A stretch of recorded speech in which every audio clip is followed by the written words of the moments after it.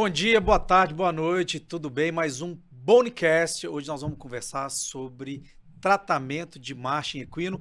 Eu sou Felipe Barcelos, ortopedista pediátrico, estou aqui com o Dr. Luiz Renato De Angeli, Dr. Fernando Oliveira e Dr. Léo Gubê, diretamente de Balneário Camboriú. Acertei? Léo, até o fim ele vai falar mais umas 4 vezes diferente seu nome. Tá certo. Não, eu errei de novo. Errou. A gente tava treinando aqui. Tá bom. A gente tava treinando aqui. Tá bom, né, Léo? Hubert, Você às já vezes deve ter ouvido cada coisa, né, cara? Às vezes o acento tá no U, às vezes tem um H lá no final que não existe, mas tá tudo certo. Tá bom, eu fico assim, eu compactuo aí com o seu sofrimento, porque eu sou De Angelo, Angeli, De Angelis, De Angelini, tem de tudo aqui Angeli. também. Exatamente. Muito bom. Cara, se Senão você, você não sofre, se né, você Oliveira? tivesse nome de pobre, bicho, nome de pobre é isso aí, cara. É Dias de Oliveira. Cara, bicho, não tem chance de errar, cara. tem chance de errar. Eu fui pra Portugal, cara, eu me senti um nativo. Fernando Augusto Dias de Oliveira. É nome português, assim, raiz mesmo, ninguém isso. confunde. Sensacional. Marcha equino, cara, esse é um tema. Cara, cada vez a gente estuda mais, trata mais, cada vez a gente tem mais dúvida, cara. Meu Deus do céu. Prevalentíssimo no século XXI, né? Quantos pacientes, Coisa, antes de pré-pandemia, você atendia no seu consultório com equino? Posso Vamos dizer, falar- idiopático. Posso falar uma verdade pra vocês? Eu não tinha nem conhecimento do diagnóstico há 10 anos atrás. Quantos Quando eu artigos entrei teve na no pós? na residência, eu não sabia que existia marcha em equino idiopática. Sim. Porque simplesmente não aparecia, não tinha. Não aparecia Olha o no Posna. consultório. Quantos artigos sobre marcha equino idiopática no Posna? No pós-na passado teve mais, né? Mas nesse de agora? Nenhum. Nesse agora, nenhum. Marcha equino idiopática? Nenhum. Nenhum. Não, e assim, Não teve. eu tratava 2 pacientes mês, cara, equino, assim, pré-pandemia, tô dizendo ali, Não, era muito 2018, pouco. ou menos. Você via, Cara, hoje são 5, 8 na semana, cara. É absurdo, assim, cara, novos, né? Pacientes novos, assim. E só para o pessoal saber, né, do que a gente está falando, né, existe essa doença que a gente chama de marcha em equino idiopática, que é uma das formas de marcha em equino que hoje em dia é extremamente prevalente, que é aquela criança que anda nas pontas dos pés, geralmente depois dos 2 ou 3 anos de idade. A literatura ainda é controversa em relação à idade que fecha o diagnóstico, por mais de 6 meses e mais do que 50% do tempo. Então, E na ausência de outras. na ausência de uma causa motora primária, né? Ou seja, o paciente não tem paralisia cerebral, não tem outras doenças, Distrofia muscular, autismo, não tem etc. miopatias, nada disso. E esse tema, e essa doença, ela basicamente assim, ela não aparecia nos consultórios, pelo menos aqui no Brasil, há 10 anos atrás. Vamos pensar em 10 anos atrás. Não tinha, praticamente. Você não via muitos pacientes, era uma raridade aparecer um paciente no consultório. Cirúrgico, então, ninguém operava, né? E depois da pandemia, o que aconteceu? Boom de casos, né? Ou seja, o que está fazendo com que essas crianças andem nas pontas a ponto de não conseguirem, eventualmente nem conseguirem ficar em pé com os 2 pés no chão, né? Eu acho Quando que essa- alcançam contraturas muito graves, né? Essa é a pergunta Essa é a de pergunta. $1 milhão, né? $1 bilhão. $1 bilhão.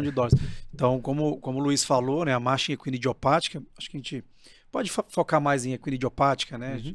Acho que sim, né? sobre paralisia cerebral a gente já conversou em outros momentos, né? E então, seguindo sobre esse assunto, né? A primeira publicação que se tem notícia foi em 1967. Foi uma publicação de Hall. O que você pensa de 67 como não é nada dentro da história da medicina, né?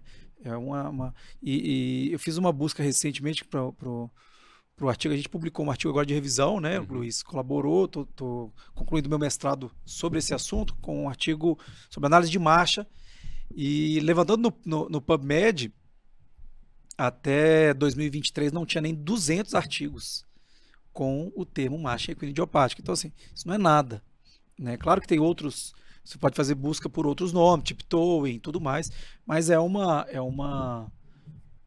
ridiculamente baixa o número de artigos. Eu, como cirurgião de adulto, né, basicamente de adulto, eu não tenho esse perfil no consultório, Uhum. né? Tenho um ou outro paciente com autismo que vai lá tratar, mas digamos, a marcha idiopática, a marcha equino idiopática, eu não tenho. Então aqui acho que eu vou ter um papel mais de perguntador aqui, Moderador. tá? Moderador, Claro. sei, Por tá? favor, cara. E digamos assim, eu tenho um filho, né? Ele tá com 1 ano e 3 meses, né? Hoje ele tem tá andando ainda, se equilibrando, e o pezinho plano, então, né, não é uma preocupação. Mas digamos assim, se o meu filho, né, mais velho começasse a apresentar essa marcha, sem problema nenhum, o que vocês costumam orientar para um pai que está com um filho lá com 6 anos e essa marcha em equino? Deixa o Fernando começar com a idade do seu filho, 1 ano e 3, que a gente já faz um panorama cronológico. É porque 6, assim, a depender do tempo que ele já anda assim, a gente já é meio preocupante. Mas eu diria que 1 e 3, aquela idade que ainda é meio normal, que a criança está aprendendo a andar ainda, se tem uma coisa que você pode fazer, 2. 1, mantenha o descalço. 2, não dê tela. Então, 0 tela. Até 2 anos, não dê tela para criança. Acho que isso, assim, é um dos que mais... não vou te dizer que eu estou falando isso do ponto de vista de ciência. Não tem nenhum estudo mostrando pais que deram tela e pais que não deram tela. Mas é o que a gente vê, uma associação muito grande, cara. E isso, até agora, é o que a gente conseguiu relacionar. Essa parte de estimulação visual e o andar na ponta dos pés. Então, essa idade seria o que eu pensaria. Eu acho que é importante falar, né, assim, do desenvolvimento normal da marcha. Então, toda pessoa que começa a andar, ela demora mais ou menos aí umas 22 semanas para ter uma marcha mais madura. Esse é um número. A Desculpa, criança, 22 meses. a 22 criança, meses. a criança só tem o rolamento do tornozelo depois dos 2 anos, assim, pelo menos. Então começa a ter um pouco de rolamento do tornozelo. Isso. É uma idade também, é a partir da qual, 2 anos, 2 anos e meio, que ela começa a ter uma reciprocação de membro. Então, tudo isso a criança é uma marcha muito imatura ainda. Isso. O padrão de marcha madura, assim, 100% madura, que você não espera mais variação, que você fala assim, não, nessa idade todas as crianças têm que andar com padrão de adulto, são 80 meses de vida. Então nós estamos falando de 6 anos, né, e quase 7. Isso é importante para a gente poder, talvez, mostrar aí para os espectadores que nem tudo isso é normal, né? Não é normal para a idade, tipo... Muitos pais chegam com esse discurso no consultório, né? Não, eu fui num pediatra, eu fui no ortopedista, ele disse que é normal andar assim. Depois que crescer, melhora. Então, já que você falou da idade do seu filho, quando chega... muita gente fala, doutor, meu filho anda na ponta do pé e tem 1 ano e 3 meses. É normal? Cara, não é simples assim dizer, não, até 3 anos as crianças... Não é assim. Exato. A criança só anda na ponta do pé. Só, o tempo todo, 100%. Você tenta alongar ali... tendão, fazer uma dorsiflexão passiva, a criança não faz. Peraí, isso não é... talvez isso já não seja normal. Qual que é a maior probabilidade? Sim, que seja normal, mas às vezes não. Então, tem que ver quantos % do tempo a criança anda assim. Investigar outras coisas, né? Investigar reflexos, né? Você Exato. fazer uma avaliação geral. Cara, todo paciente meu, desde que começou isso aí de esse boom de equino, as crianças em geral, que tem qualquer queixa relacionada à marcha, no consultório aí até uns 3 anos, eu testo força, cara. Assim, coloco ela para sentar no chão, vejo se ela levanta bem, se não tem aquele típico sinal de Gowers, né, da distrofia, com fraqueza proximal, que a criança se escala quando fica em pé. Eu peço para a criança pular numa perna só, né? Eu peço para a criança andar com os calcanhares assim em dorsiflexão. Então, esse teste de força é extremamente importante, cara, para as crianças, para a gente ter uma avaliação. Então, assim, o ortopedista pediátrico, cara, ele tem que fazer um exame neurológico sumário, pelo menos, nos pacientes. E com essa queixa, então, para ontem, porque muitas vezes a criança não tem antecedente neurológico, a criança não é prematura, a criança não tem nada de história mórbida, pregressa, que seja relevante, mas tem aquela coisa assim, que a criança anda na ponta do pé, mas ela anda com o joelho dobrado. Ela anda em flexão do joelho, ela não faz o contato inicial com o joelho em extensão, né? Então, Luiz, fala isso, aí, Luiz. Além acho que o Fernando levantou alguns pontos diferentes, só para a gente se organizar aqui. Claro. Pontos muito bons, assim. Acho que o ponto da tela, a parte do exame físico, então. O Fernando falou ali de seletividade, de força, de teste de Gowers, que é mais que você fecha aí esse exame físico da criança para diagnósticos diferenciais. É muito importante, assim, primeiro, né? Por exemplo, eu tenho uma criança de 1 ano e 3 meses que está andando nas pontas. A pergunta essencial é quantos por cento do tempo ela anda nas pontas, né? A minha filha mais velha anda nas pontas. Quantos por cento do tempo? Sei lá, 1, 2%. Tem problema? Com certeza não. Essa criança está andando só nas pontas, igual o Fernando falou, 60%, 70%, é algo que chama muita atenção ou é algo que é pouquinho? Essa é a primeira coisa, né? É só calçado? Então, fechar, É só descalço? É só descalço, Precisa um é só componente calçado. sensorial muito importante. Então, assim, primeiro fechar critério. Anda por mais de 6 meses, mais do que 50% do tempo, né? E a criança, geralmente mais de 2 ou 3 anos, mas beleza, se ela for um pouco mais novinha, se anda mais de 50% do tempo e por mais de 6 meses, você tem que ficar mais atenta, né? Mais atento. E aí, em relação ao exame físico, uma coisa que chama muita atenção, principalmente para os novinhos aí, Léo, que é interessante. Eu recebi 2 casos ano passado e acabei de receber mais 2 no consultório. A criança anda na ponta do pé desde quando ela começou a andar. A mãe se lembra de ter dificuldade de, inclusive, calçar a criança, mesmo quando era bebezinho, né? Mas ninguém nunca reparou se o pé subia, se o pé não subia, por exemplo. E aí, quando você vai examinar a criança tem menos 25 graus de contratura em equino dos 2 pés. Subtalar flexível, né? Não é um pé torto congênito, etc. Força normal, reflexos ok, tudo normal. E aí, quando você olha a panturrilha da criança, você vê que a panturrilha é fina. É curioso, porque no equino idiopático do desenvolvimento, que é aquela criança que ela, por algum motivo neuropsicossensorial, ela começa a andar nas pontas dos pés e anda pra caramba nas pontas dos pés, e ela vai desenvolvendo contraturas, a panturrilha é hipertrofiada. Principalmente o gastrocnêmio medial. Porque é como se eles estivessem malhando panturrilha full time durante quantos anos, né? E nesses pacientes menorzinhos, que tem a contratura ali, mas a panturrilha é fina, você tem que pensar no equino idiopático congênito, aquela criança que nasce, assim como nasce com torcicolo congênito, que tem essa hipótese de ser uma síndrome compartimental do músculo ali que acontece no período gestacional, isso também ocorre na musculatura do tríceps oral, por exemplo. Essa é super interessante você ter levantado isso, apesar de ser a exceção. É a exceção, é raríssimo. A exceção da exceção. Mas é legal, porque assim, esse artigo de 67 Era do isso, né? Hall, ele descreve como um encurtamento congênito do tendão do calcâneo. Existe um CID, cara. E isso ficou no consciente coletivo de gerações de médicos. Então, a maioria ficou que isso que é o andar na ponta dos pés, por um encurtamento congênito do tendão. Aquiles curto congênito, né? Aquiles curto congênito. E não é o que a gente vê hoje, né? Não o que a gente está falando hoje, isso daí, como o Fernando falou bem, é uma exceção. Então, você faz o exame, né? Criança novinha. Você vai buscar os diagnósticos diferenciais. A distrofia muscular não é normal com 1 ano e 3 meses. É normal que a criança comece a andar e depois ela vá para o equino. Uma regressão. Então, aí isso é uma... Já muda o diagnóstico, que é diferente da criança, por exemplo, o autista, que é uma criança que anda na ponta dos pés por mais tempo, que não, aí tem outros sinais, tem estereotipias. Então, assim, a gente está sempre buscando os diagnósticos diferenciais.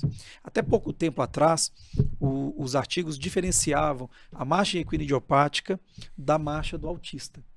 E hoje, até por uma similaridade de tratamento, os algoritmos, eles têm unificado isso. Então, hoje a gente fala em marcha equinoidiopática associada ao autismo, esse encurtamento congênito do calcâneo, que é a exceção, que o Luiz falou, e a marcha em equinoidiopática habitual, que é aquela criança que tem dorsiflexão, mas a maior parte do tempo ela prefere, porque na verdade não é preferir, é uma coisa inconsciente, ela anda quando ela não percebe, na verdade. Exato. E a marcha contraturada. Então, mais ou menos, isso era como a gente já pensava, e veio um artigo recentemente, quando vem em inglês, as coisas ficam mais fáceis da gente replicar. Né? Um artigo até que o John Davis é coautor. Do Bauer e do Davis. E do Davis. 22 do Jaws, né? Isso. Uma revisão muito bacana. Muito bacana. Mas a nossa é melhor, né? A nossa é melhor, exatamente. claro, que foi depois, tá aqui né? na tela, ó, quem quiser aprender um pouquinho mais, publicado no Furenenko. E tá disponível for free na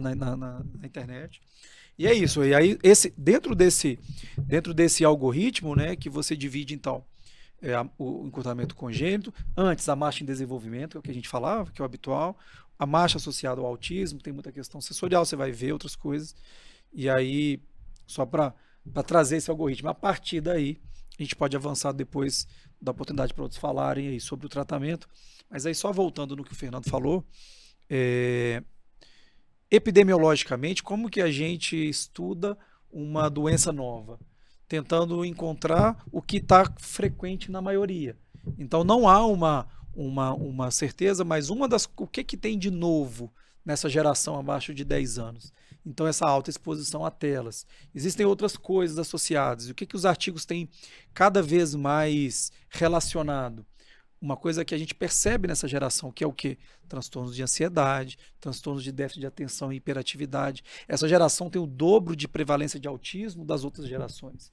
Então, essa exposição a algo novo está causando alterações que são diferentes das outras gerações. Não é só uma percepção de aumento de diagnóstico ou de aumento... Não, é realmente um aumento de prevalência. Aumento de prevalência e aumento de gravidade dos casos De gravidade, também. de todas essas coisas que eu falei. E de além... autismo, de transtorno de déficit de atenção, de transtorno de ansiedade e de marcha equina idiopática, que está associada a essas condições, mas que também existem em crianças que não têm esses diagnósticos em princípio. Exato, até porque esses diagnósticos, como o Felipe bem falou, são associações, eles não são a causa.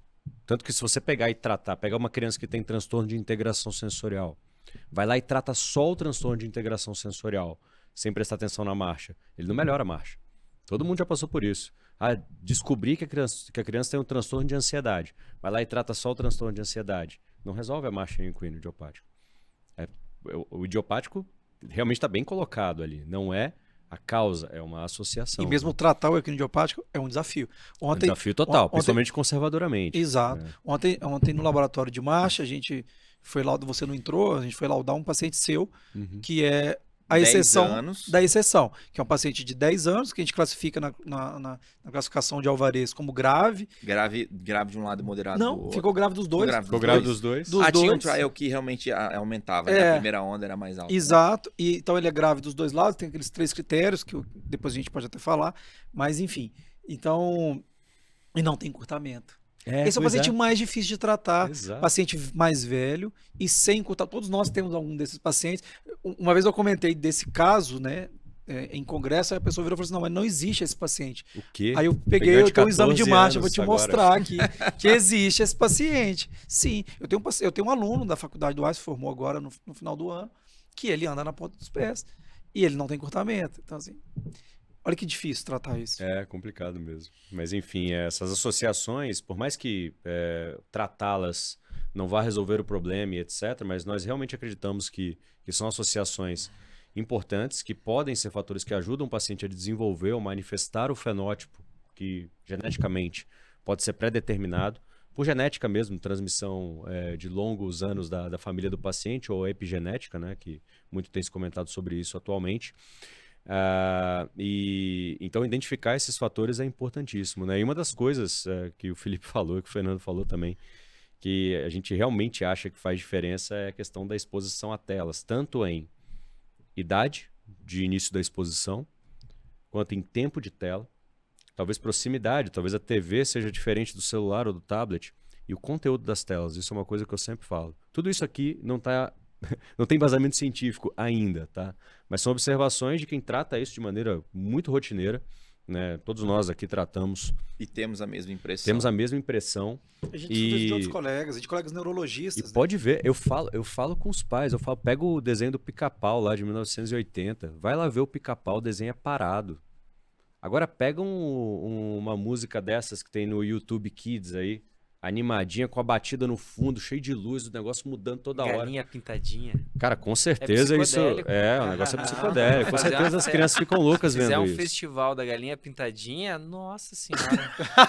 Uma rave da galinha pintadinha. Acho que vai ser o maior consumo de doce e LSD no mundo, né? Você pega o negócio, é frenético. Então, assim, isso com certeza tem um impacto na vida das crianças e assim... Eu sempre falo para as famílias, o que o Fernando falou é verdade. De vez em quando vem uma mãe no Instagram e pergunta para mim, pô, meu filho tem 2 anos e anda na ponta dos pés. O que eu faço? Aí a resposta óbvia é precisa passar em avaliação.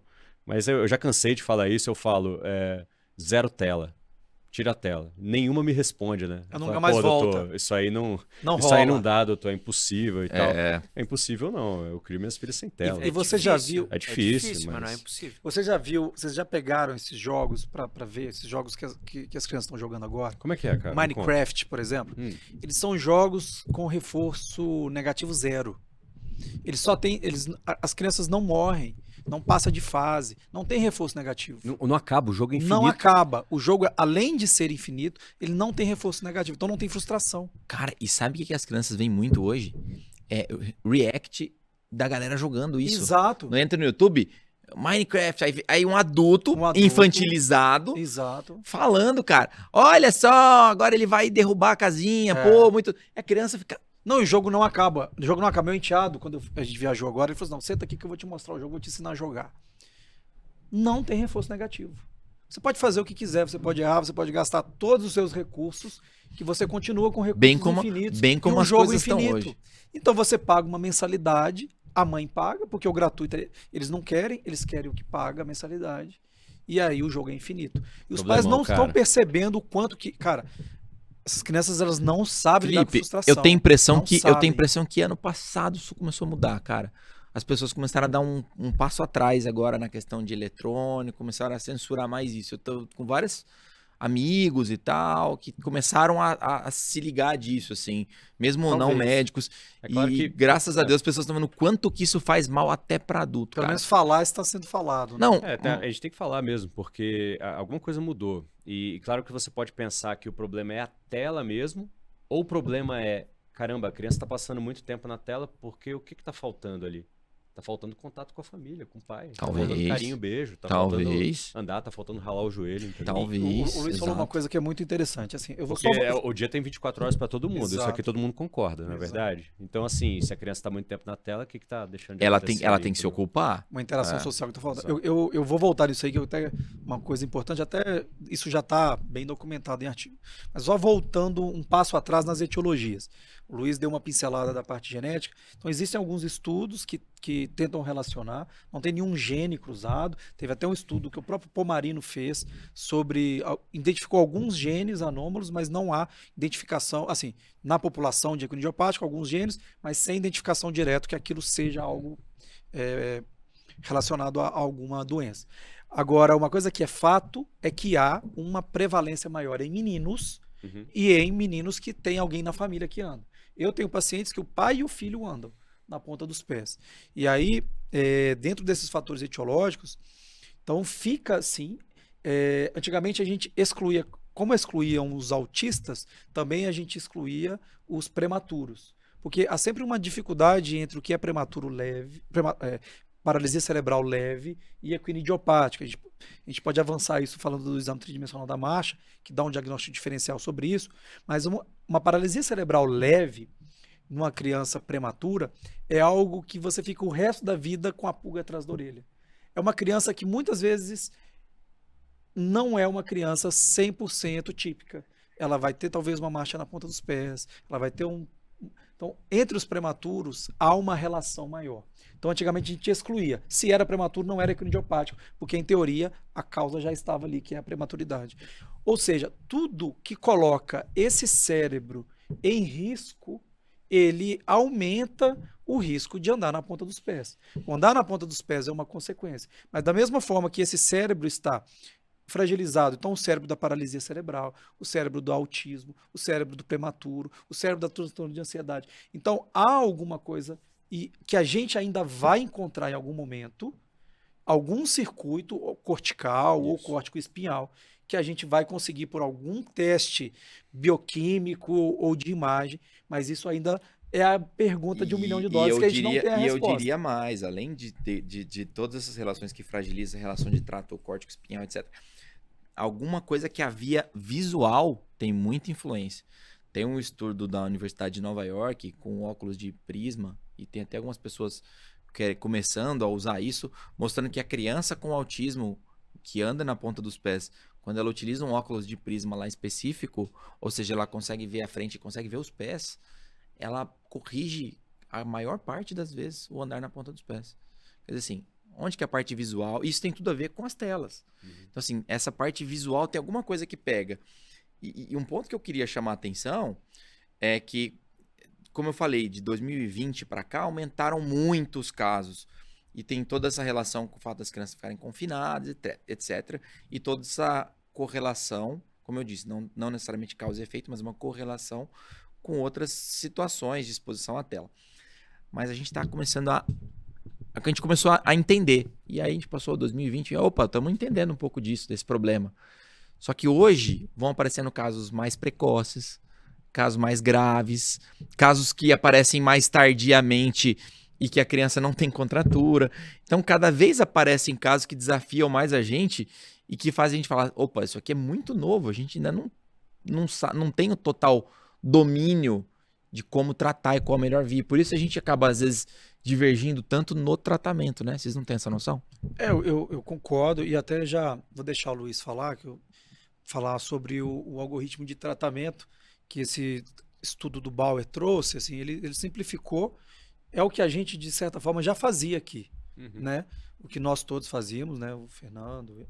Ficou fácil aceitar, né? Ficou mais, eu falei, cara, concordo. ficou mais fácil da gente apresentar isso em congresso. Carimba. E não parecer que a gente está inventando a roda, né? Porque assim, se vem em inglês, aí tá tudo certo. Carimba que foi legítimo, Então né? mostra aí, Luiz, explica esse algoritmo aí do artigo do Bauer. Bom, primeiro de tudo, confirma o diagnóstico, né? Então, assim, você precisa saber se o paciente ele realmente tem uma marcha em equino idiopático ou não.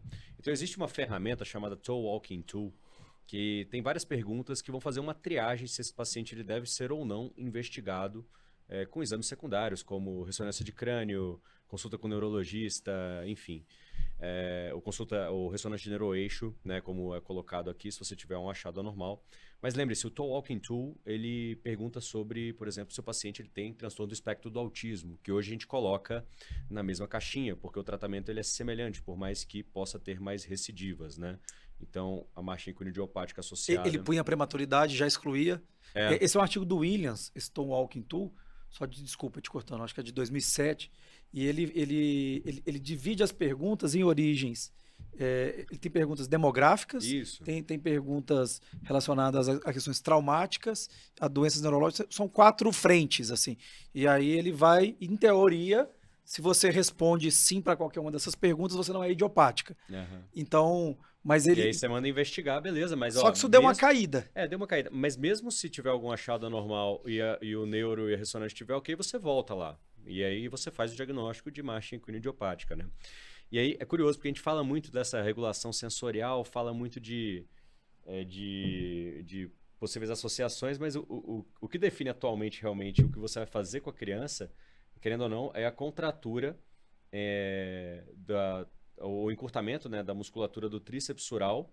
E aqui, que a gente vocês veem esses valores aqui, menos 10 graus, entre menos 10 e mais 10 e acima de mais 10 graus de dorsiflexão, é com o joelho estendido, né? Com o joelho extenso. Essa é sempre uma pergunta, né? Que as pessoas às vezes não sabem, né? 2 coisas. Joelho em extensão, subtalar corrigida. Como é que você faz isso? Você coloca o seu dedão, ao invés de empurrar o pé por toda a planta dele, coloca o dedão na cabeça do primeiro metatarso. Isso vai supinar o antepé e vai corrigir a subtalar. Você vai ter noção real de quanto o tornozelo... Né? Ou supina o pé. Né? Porque isso supina o pé, exatamente. Sim, eu falo assim, se a pessoa não está treinada, está na dúvida, supina o pé. Supina o pé e você vai ver a dorsiflexão com a borda lateral do pé, o eixo da tíbia, e aí você vai tratar o paciente com cirurgia, se a contratura for muito grande. Aí existe o espaço ali do gesso seriado e a cirurgia, ou mesmo tratamentos conservadores, entre menos 10 e mais 10 é onde é o ponto mais complicado de você tratar. E aqueles pacientes que têm bastante dorsiflexão, claro, eles vão acabar indo para terapias conservadoras, mas é onde a gente tem mais dificuldade, né? Quando eu não tenho indicação de gesso ou de cirurgia, é onde eu mais falho no tratamento dos meus pacientes, porque eu tenho que mandar os pacientes para terapia e a resposta deles é completamente variada, porque depende de onde faz terapia, de quantas vezes leva, do empenho da família em alongar, etc e tal, né? Só mostrando ali, ó, divide então a idade abaixo de 5 anos, quando tem uma amplitude de movimento acima de 10 graus, né? Abaixo de 5 anos, e acima de 5 anos. Acima de 5 anos eu coloco fisioterapia, alongamentos, e órteses, né? Então, há espaço para as órteses, há espaço para fisioterapia, mas as respostas são muito baixas. E você São. vê que ele nem E coloca variadas. palmilha aí. Palmilha, as palmilhas piramidais, tem poucos estudos pobres, Tem metodologias ruins. Basicamente um, assim, mas... São dois, mas é do mesmo autor, um que cita o outro. É o que citou, é porque o outro é uma revisão, né? Mas o estudo mesmo é o É um do Radic só. lá de 2017, se eu não me engano. Mas enfim. Mas o algoritmo de tratamento é basicamente esse, né? E realmente, assim, tem até um report recente de uma revisão, foi publicada, mostrando que a melhor terapia realmente é o tratamento cirúrgico. Por algum motivo, quando você corta o tendão do jeito que você quiser, na zona 3, o paciente ele tem uma chance muito grande de realmente parar de andar na ponta dos pés, ou pelo menos de parar de andar nas pontas dos pés mais do que 25% do tempo. Né? Isso a gente vê na prática clínica, né? Sem dúvida. A gente vê que a gente praticamente não tem recidiva depois que eu comecei a alongar na zona 3, eu não tive mais recidiva. E os meus alongamentos de zona 2 recidivavam, e, eventualmente. Né? A minha primeira cirurgia no R4 foi uma equinoidiopática com a zona 2, que na época o pessoal ainda fazia, Exatamente. e recidivou. Só que qual que é o grande problema? Beleza, esse paciente está contraturado, ele tem um encurtamento grande, você vai operar. Mas a gente tem indicação de operar um paciente que tem uma dorsiflexão de mais 10, por exemplo. Então, assim, a gente ainda não consegue, a gente não tem evidência científica para indicar cirurgia em paciente que não tem encurtamento significativo. Eu opero pacientes que eventualmente estão no neutro, quando são pacientes mais velhos e refratários, né?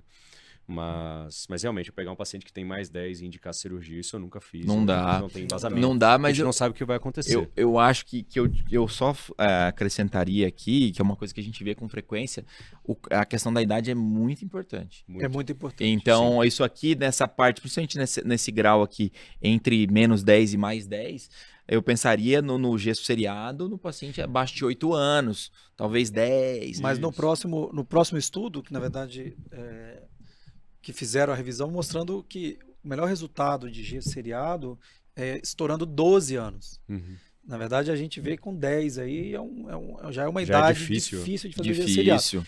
Já tive sucesso. E não ganha mas tanto, né? Também. Não ganha. O nosso grupo, né, assim, talvez seja quem mais esteja fazendo gesso seriado para equinoidiopático.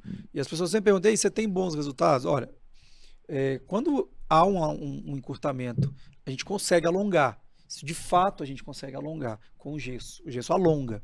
Agora, algumas crianças recidivam. E é interessante pontuar o que é recidiva e o que é a expectativa de resultado. Porque como o Luiz falou muito bem aí sobre expectativa de melhorar mais de 25% do tempo. Uma coisa que é consenso aqui em todos os estudos que a gente levantou é que a marcha não normaliza, mesmo após as intervenções cirúrgicas. A criança sempre tem alguma compensação. Ou ela não faz a primeira onda de flexão do joelho no contato inicial, alguma compensação da marcha persiste. Assim, ela pode até andar com os calcâneos no chão, fique claro para quem Isso. está assistindo. Mas quando você pega biomecanicamente e corrige vê a todos os marcha parâmetros. instrumentada, você vai ver que tem algumas coisinhas em articulações adjacentes, ou a biomecânica normal da marcha nem sempre se restabelece, né? Isso. Quer dizer, nem sempre não, nunca. E naquele estudo do anterior, do John Davis, que ele faz a comparação do alongamento da zona 3, se você olhar os resultados daquele trabalho, o que ele considera como resultados bons, muitos deles, na verdade, saíram de um grave para virar moderado ou de um grave para virar leve. Não é uma normalização de todos os casos. Então, assim, você precisa alinhar as expectativas. A criança consegue alongar, passa a andar mais tempo com o calcanhar, como o Fernando falou, mas não necessariamente ela normaliza todos os parâmetros da marcha. E também, uma coisa que chama muita atenção, e depois do gesso seriado principalmente, é que essa criança, toda vez que ela passa sobre novas situações de estresse e de excitação, ela tende a ficar de ponta. Então ela está muito animada, ela está de ponta. Tem um caso muito interessante que, vou contar 2 casos aqui, que é uma criança que eu tratei no gesso seriado, alongou, e a mãe passou alguns meses e falou assim: doutor, ela está voltando a andar de ponta, eu vou marcar a consulta com você e tal. Falei: tá bom, venha. Ela sumiu. Ela veio alguns meses depois que eu trato a filha, a mãe e a avó. Operei a avó de Joanete, inclusive. E aí, não, ela tá tudo bem, parou. Ah, tá. E o que aconteceu? Não, ela estava em processo de divórcio. Então, nos meses que ela ficou em processo de divórcio, a criança voltou a andar na ponta dos pés.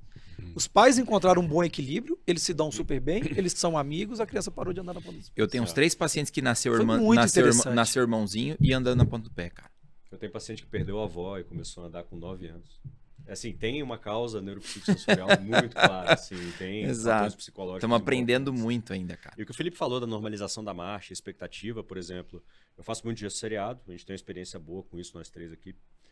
E eu sempre falo com a família, olha, essa terapia é a melhor terapia conservadora, isso eu consigo dizer pelo que a ciência mostra para nós hoje. Tem embasamento, né? Mas os resultados são muito variáveis. Eu já tive paciente que eu fiz gesso seriado e voltou a andar igual na ponta do pé.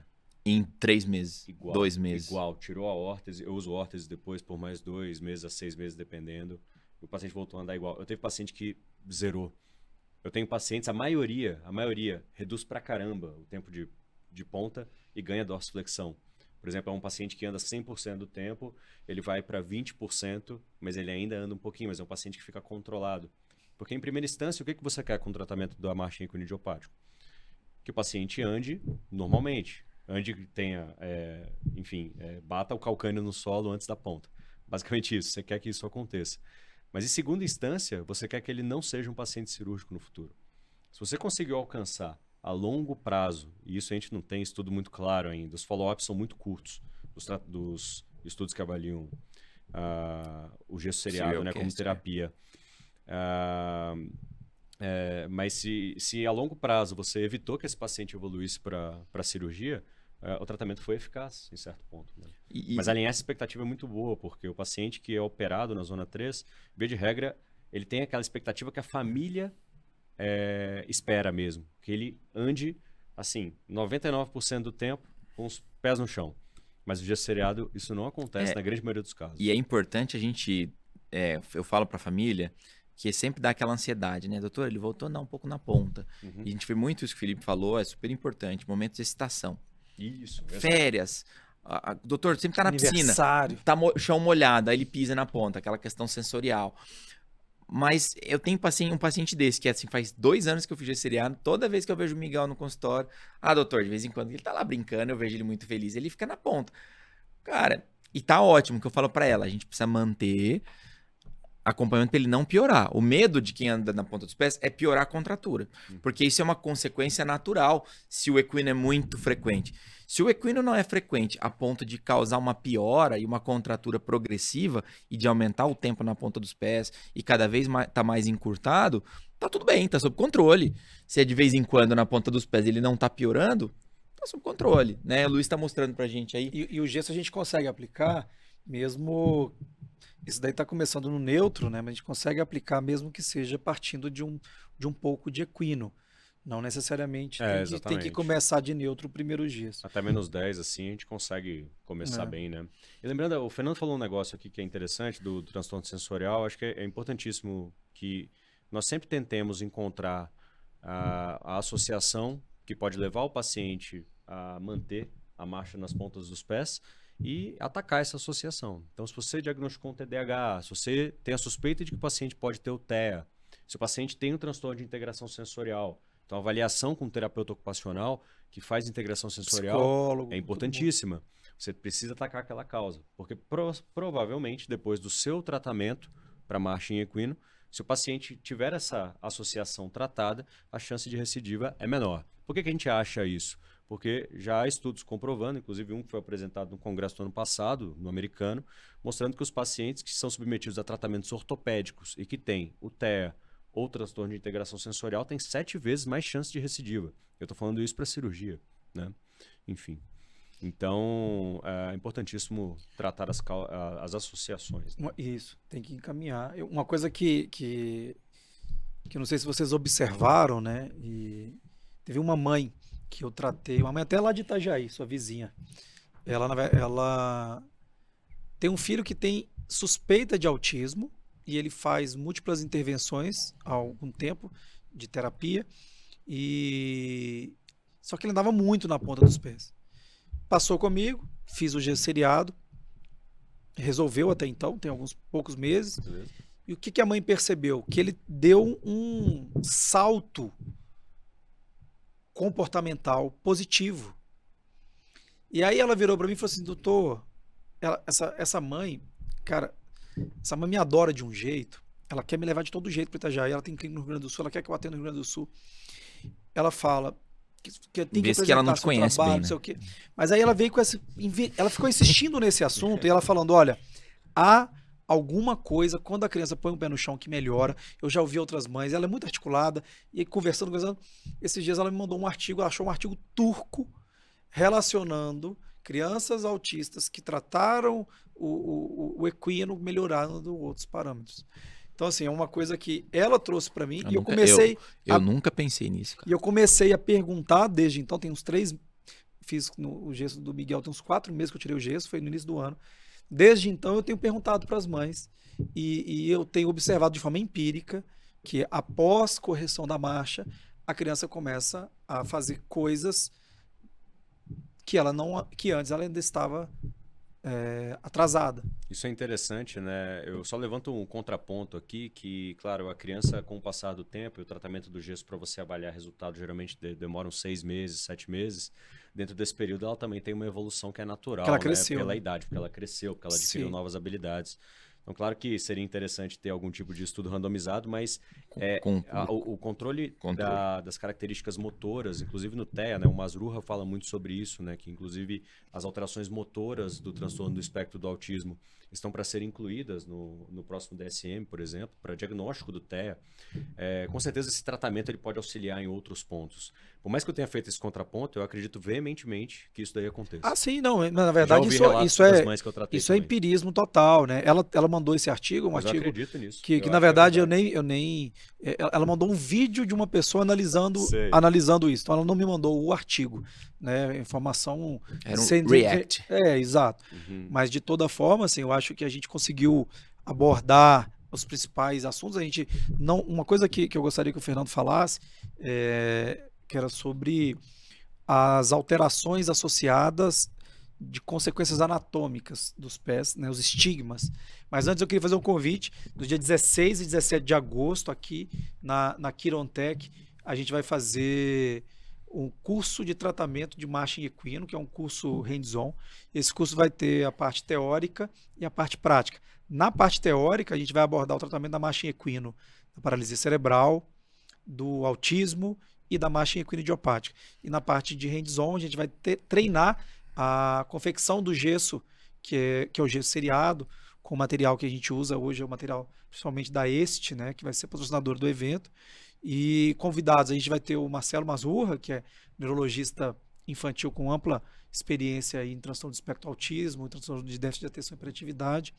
A Rebeca Heder, da Espaço 7, vai também fazer uma aula para a gente. E a terapeuta ocupacional. Temos a Dinara, terapeuta ocupacional, que mexe especificamente com transtorno de integração sensorial, e também a Carol Quedas, né, que é uma fisioterapeuta também especializada no tratamento, né, dos pacientes com transtorno do espectro do autismo. E lembrando que o nosso curso ele é multidisciplinar, né? Então ele é para terapeutas ocupacionais, ele é para fisioterapeutas, enfim, todas as áreas médicas que tenham interesse em aprender esses tratamentos. Então a gente espera vocês lá para poder discutir muito caso, né? Então a gente botou bastante discussão de caso na grade e também aprender a realizar o tratamento com os gessos seriados, né? Essa técnica de tratamento que a gente utiliza com muita frequência no consultório. E é difícil o treinamento, assim, é um treinamento que vai ser bem legal, vai ser uma oportunidade de você estar em contato, fazer o gesso mesmo, todo mundo vai ter oportunidade de fazer, e então fica o convite aí, como o Luiz falou, para todos, né, os terapeutas, não apenas para médicos e para ortopedistas. Porque esse tratamento é muito eficaz, porém arriscado. O gesso sintético, a gente sabe os riscos de lesão, o risco de não dar certo. Tratar com gesso então, é sempre muito é difícil. sempre difícil, não é a coisa mais simples do Tem mundo. que saber fazer. Então, por isso que exato. essa parte hands-on assim, é importante pra caramba. E aí, fala para nós sobre as alterações, Bom, os estigmas dos pés. O paciente que vai andando muito na ponta dos pés, né? Quando a gente fica em equino, então quando a gente vai fazer basicamente ali o desprendimento do pé, leva o calcânio na hora da marcha, o nosso calcânio ele entra em varo, ou seja, o calcânio entra embaixo do pé, que é justamente para a gente poder empurrar o pé para frente. Então o calcânio ele fica discretamente em valgo, lateralizado. Quando você contrai o tríceps e puxa ali o Aquiles, puxa o calcâneo, ele vem para varo. Por isso que você faz aquele teste, paciente com o pé plano, ver se inverte o pé, etc. Porque o calcâneo ele vem para varo. Justamente para ele entrar embaixo do pé e empurrar o pé para frente. Para se tornar rígido, né? Exatamente. E ter uma propulsão, né? Mas essa rigidez é disso, né? Ele se torna rígido porque ele entra embaixo do resto do pé e ele empurra. E aí, o calcâneo mais varo, ele vai, claro, cada vez mais alongando fibular, o que é ruim. Então é comum você ver, eventualmente, consequências disso no futuro. Você vê o calcanhar ficando cada vez mais fino, atrófico, aquela pele fina. Você vê os dedos separando muito. Você vê uma sobrecarga da cabeça metatarsal absurda. Então os pacientes ficam com calosidade, com aquele pé alargado, o pé extremamente triangular, né? E os dedos separados. Depois que os dedos separam muito, mesmo depois quando se restabelece, eles não se juntam totalmente. Vejo isso também. Melhora, mas não normaliza. Melhora. Depois que os dedos separam, acho que esse é o ponto. Alargou o antepé, tudo bem. Depois que o dedo separa, ele melhora, mas ele não normaliza.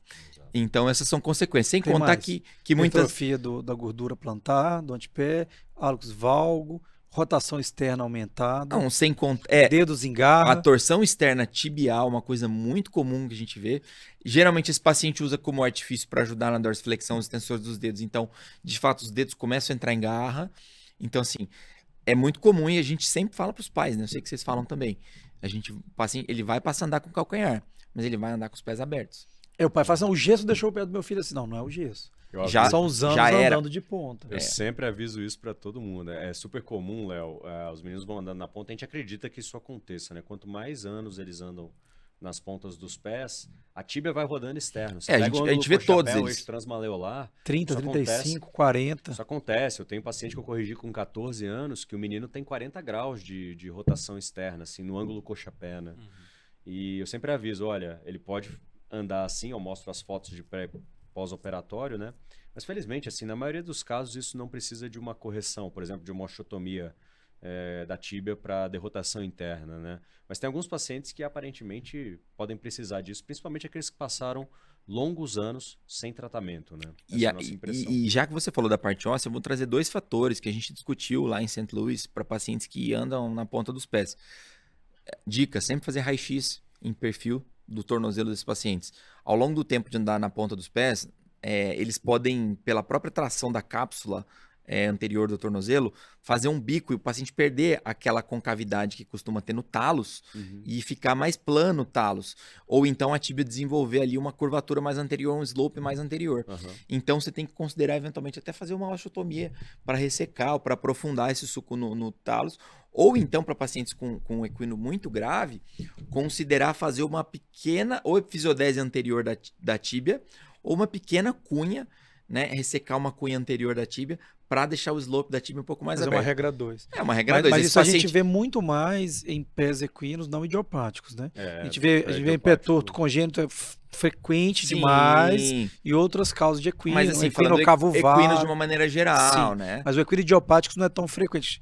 É só para só para deixar só pra claro. deixar né, que claro. realmente não- Boa. Mas lembrar que essa é uma alternativa. Para paciente que eventualmente partes moles não se alonga o suficiente, não é nenhum pecado você fazer uma pequena inclinação, abertura na tíbia, para ele ganhar dorsiflexão. Talvez provavelmente ele vai perder em mesma proporção flexão plantar. E tudo bem. A flexão plantar, não precisa ter uma flexão plantar de 50 graus. Né? Se tiver uma dorse de 10 é melhor, acaba sendo muito mais funcional para esses pacientes. Sim. E aí, faltou alguma coisa? Assim, daria para conversar mais Mas o 10 resto horas. do dia. Dá para A gente falar gosta pouco como desse tema. dá para falar como E aí, Léo, deu para entender sobre o assunto? Meu Deus do céu, os meus pacientes chegam assim, ó, subindo uma moto, tô com o pé equino, é fixador externo e tá é muito mais simples. Muito mais simples, Não, mas essa parte aqui da fisiologia e dessa parte sensorial que vocês trouxeram aqui é um universo, né? Acho que por isso que vocês têm um curso para tratar só sobre isso. Então, acho que quem quer aprofundar aí essa temática tem mais é que fazer o curso. E foi uma aula multidisciplinar, né? É. A gente vai trazer esses convidados que a gente quer ouvir também. Eu quero ouvir o que o Marcelo tem para falar sobre isso, eu quero ouvir o que a Rebeca tem para falar, Sem dúvida. o que a Carol tem para falar. Não é só a gente ensinar, a gente tem uma parte a acrescentar e muito a aprender também. E é o que eu falei, a gente está aprendendo sobre isso. A gente Sim. quer aprender mais sobre isso, a gente ainda está aprendendo, é tudo muito novo. Sim, e o gesso seriado é uma ferramenta, como outras ferramentas, né? E mas é uma, o que o Luiz falou, há um nível de evidência alto. Então, assim, hoje, para você ter uma noção, os convênios, eles não autorizam mais Botox para pacientes com equino que não tenha espasticidade Espasticidade. comprovada. Uhum. Às vezes eles pedem até algum exame comprovando a paralisia cerebral, por exemplo. E mesmo na paralisia cerebral, alguns casos eles glosam, porque existem artigos hoje mostrando, inclusive na paralisia cerebral, melhores resultados de alongamento com o gesso isolado em relação à aplicação da toxina junto com o gesso. Então, assim, o boom que teve de toxina botulínica na década de 90, isso aí que a gente nem comentou sobre toxina aqui. Se usou muito toxina para tratar equino idiopático, hoje a gente entende que é um arsenal que não faz muito sentido. Uhum. E não é só por questão empírica, é questão artigo das científico, evidências. Evidência. E antes de encerrar, eu queria até falar uma coisa, assim, a gente fala muito pouco do Pomarino. O Pomarino, eu não conheço nada da vida dele, mas assim, ele foi uma das primeiras pessoas a ficar falando sozinho de equino idiopático, né? Então ele tem vários artigos, inclusive ele fez um artigo com a classificação de Pomarino que ninguém dá bola, mas se você for ler o artigo é muito interessante. E ele divide mais ou menos no que a gente vê de fato. Ele divide o equino em 3 classificações. Eu não lembro exatamente, posso errar alguma coisa, me desculpem, mas assim, uma ele coloca esse que é a criança que começa a andar e vai melhorar sozinha, que ele vê um componente familiar daqueles que persistem andando na ponta dos pés, e ele traz essas alterações e tenta dividir de acordo com cada uma da classificação dele. Por exemplo, a hipertrofia do gastrocnêmio medial. Se você observar, o gastrocnêmio medial é muito mais hipertrofiado do que o lateral. E é interessante que, de fato, essa hipertrofia plantar entre o segundo e o terceiro dedo. Então, ele documentou essas alterações já há algum tempo. E a gente quase não fala dele, mas assim, mesmo que seja como um valor histórico, esse artigo é muito interessante. Esse artigo é um bom artigo do Pomarino. Quando eu fiz uma reunião aqui, consegui o contato dele e ele entrou em 2020. Que legal! Foi bacana. Ele entrou na reunião, vários colegas entraram, Francesco, o Laurão entrou também. E, enfim, ele falou um pouco sobre a palmilha sensorial, etc.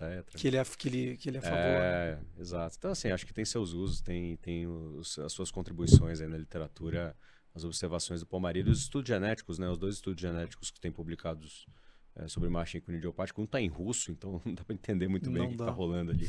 Mas o estudo mais recente também tem dele, a participação dele, né? Mas é isso, acho que a gente conseguiu abordar bem aí, né, o tema. Fizemos o convite aí para o nosso curso de marcha em equino e acho que a gente pode encerrar agora. Com certeza. Acho que já abordamos bastante. Agora só detalhes técnicos, né? O Bonicast vai estar no YouTube, no Spotify, na plataforma da Boni. Agradecer aí ao Léo, ao Fernando, Luiz. E até breve. Vamos colocar mais conteúdo para vocês. Isso aí, vamos que vamos. Um abraço.